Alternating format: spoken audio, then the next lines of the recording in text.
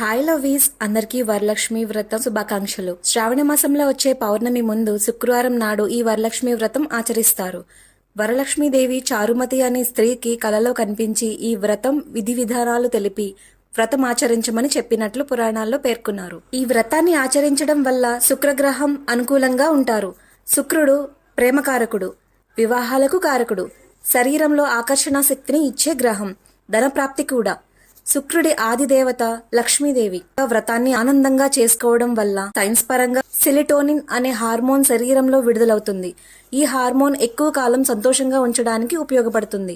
తద్వారా స్పందనలు బాగుంటాయి, అనుకున్నవి నెరవేరుతాయి. లా ఆఫ్ అట్రాక్షన్ అని మీరు వినే ఉంటారు కదా. పెళ్లైన వారు తమ భర్తతో అన్యోన్యంగా సౌభాగ్యంగా ఉండాలని, కన్నె పిల్లలకు మంచి భర్త రావాలని, ప్రాప్తి కలగాలని ఈ వ్రతాన్ని ఆచరిస్తారు. ఈ వ్రతాల వల్ల అందరితో ఇల్లంతా శుభ్రంగా ఉంచుకోవడం, తద్వారా ఆరోగ్యంగా ఆనందంగా ఉండటం అనేది ముఖ్య